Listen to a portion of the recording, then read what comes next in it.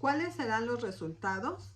Capítulo número 29, las dos repúblicas, en su quinta parte. No es todo esto teoría, ni simplemente la grandilocuencia de un establecer panegírico, porque antes de que terminara esa celebración se le proporcionó una lección práctica que, si estaba preestablecida o no, fue aprovechada y hecha a contar por todos. La ocasión valió la pena. Y en la mano de Roma vale un gran trato. La noche siguiente, después de que se pronunció este discurso, se celebró un gran banquete en honor al cardenal y la ocasión. En este banquete, el vicepresidente de los Estados Unidos se sentó a la derecha del cardenal y, en respuesta al fuerte clamor por un discurso en la mesa, el arzobispo de Irlanda hizo uso de esta situación con el siguiente efecto. No sé si aprecia o no el valor total de la unión que ves tipificada aquí esta noche, la unión de la Iglesia Católica y América, la fraternidad entre la Iglesia y los no católicos de la nación. El vicepresidente de Estados Unidos viene aquí y toma asiento junto al cardenal. Este espíritu de fraternidad entre Iglesia y Estado, así tipificado, es el resultado del trabajo de nuestro cardenal americano. En las más libres de las democracias, su provincial misión era demostrar que la Iglesia Católica está en casa. De esto nuestro cardenal es prueba de todos los hombres a todo el mundo. Le deseo muchos años de vida por el bien de la Iglesia y por el bien del país al que pueda ir a trabajar aún más vigorosamente, poniendo en contacto más estrecho la vieja Iglesia y la nueva democracia. Otra cosa que le está dando una oportunidad al papado constantemente para presentarse en los Estados Unidos, tanto para magnificarse y exaltar el domingo, son los problemas de trabajo universal y la ilegalidad concomitante. Cuando en marzo de 1890 el emperador de Alemania nombró a su Conferencia del Trabajo Internacional, no solo nombró al príncipe obispo católico romano de Breslau como su delegado personal, sino que envió una carta personal al Papa, pidiéndole que se interesase por la conferencia, seguir con simpatía el progreso de las deliberaciones y prestar su apoyo benévolo a la obra.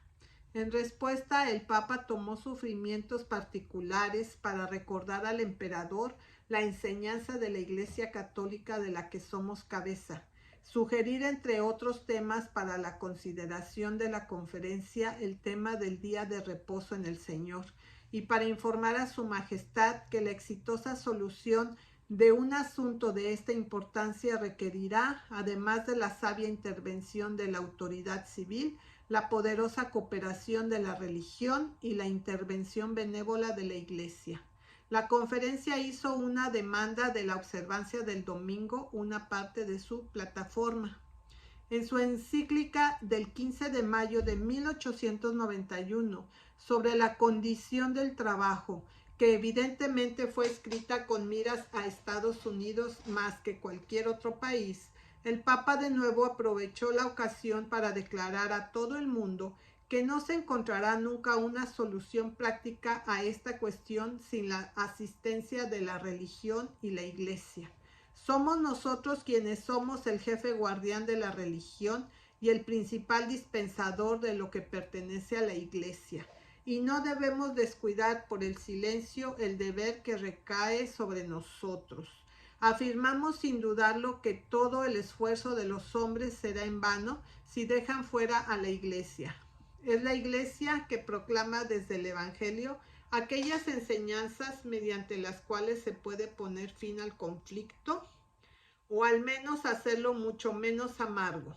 La Iglesia usa sus esfuerzos no solo para iluminar la mente, pero para dirigir por sus preceptos la vida y la conducta de los hombres, y actúa con la decidida opinión de que a estos efectos a que recurre debe contarse en la debida medida y grado, con la ayuda de la ley y de la autoridad del Estado.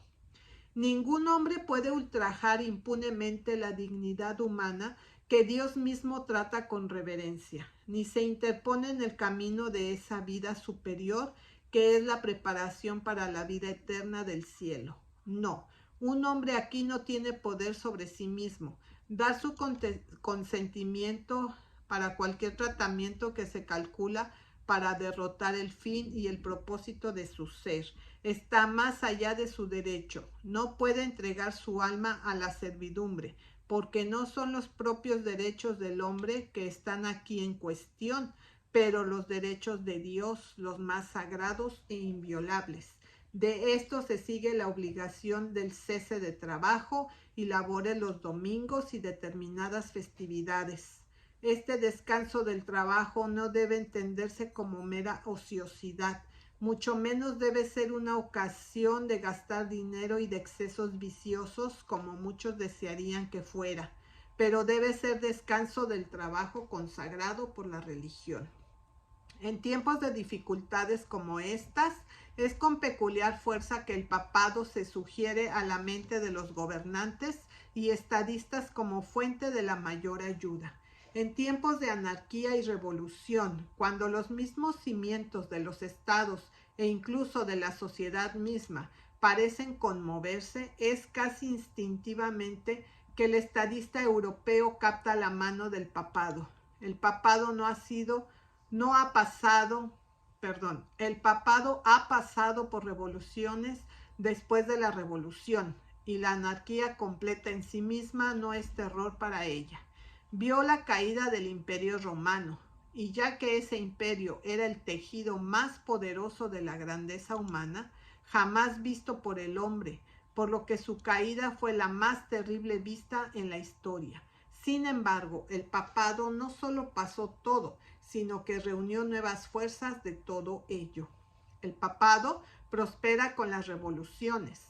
Las perplejidades de los estados son su fortuna. Para él es mejor la anarquía que el orden, a menos que él pueda gobernar. Por lo tanto, cuando la revolución es inminente y la anarquía amenaza, es casi instintivamente que el estadista europeo toma la mano de la que ha sobrevivido la anarquía de la Edad Media y las revoluciones de 15 siglos. Y cuando se ve a Estados Unidos aceptando sus oficinas y reconociendo su poder, Europa sigue el ejemplo. Así, la anarquía de todo tipo solo ayuda en el engrandecimiento del papado. Los problemas laborales se profundizan en todas partes, cada uno de los cuales tiene éxito cada año, como también el socialismo se generaliza y la anarquía es más atrevida. A medida que estos problemas se profundizan, la influencia del papado se eleva. Y como la influencia del papado se levanta, la observancia forzosa del domingo es más general y con más fuerza. Todo esto solo le da al papado la oportunidad de anunciar, como lo hizo el obispo Watterson en el Congreso Católico en Chicago, que si la sociedad se va a salvar de una condición peor en algunos aspectos que el de los tiempos paganos, es el Vaticano que debe venir a salvarlos. Es del Vaticano que debe venir el Salvador. Así, todas estas declaraciones sobre las estrechas relaciones entre la Iglesia, cristianismo, religión, etc., y América, Estados Unidos, etc., se hacen y repiten en cada ocasión posible para un propósito definido y establecido. El espíritu de agresión y usurpación es la vida misma del romanismo, y todos estos son solo el primer ronroneo suave de pasos en el avance hacia el logro completo. Los objetivos y órdenes de Leo a través de Satolli para atraer este país en contacto inmediato con las grandes fuentes de bienaventuranza, la Iglesia Católica. Estas declaraciones que tomadas por sí solas y simplemente por sí mismas podrían parecer bastante inofensivas, cuando se toman en vista de las definidas órdenes de Leo, la presencia de Satoli y el espíritu mismo de vida del papado, que es agresión y usurpación, entonces cada uno tiene en él un mundo de significado. Estas declaraciones se hacen y a menudo se repiten para el propósito de que en lo sucesivo se utilizarán como base sobre la cual construir movimientos abiertos y positivos y decididos en asuntos de injerencia, en asuntos gubernamentales y uso de poder gubernamental.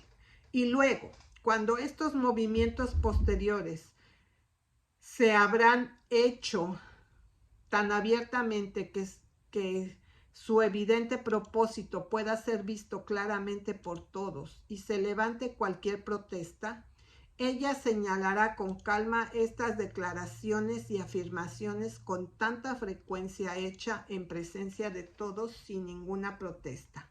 Y luego ella dirá que el silencio que se hizo cuando estas declaraciones fueron tan a menudo y tan abiertamente hechas fue el consentimiento de que eran verdaderas. Y siendo así estas cosas confesamente verdaderas, los últimos y abiertos movimientos siguen como consecuencia natural sobre este terreno que ella reclamará descaradamente como divino y natural derecho, lo que ella ha usurpado de principio a fin, y observará fríamente a todos los que luego lo resientan, que ellos deberían haber dejado oír sus voces al principio, pero que habiendo consentido con el silencio ya durante tanto tiempo, ahora es demasiado tarde. La posesión ha sido adquirida y es demasiado tarde para disputarla.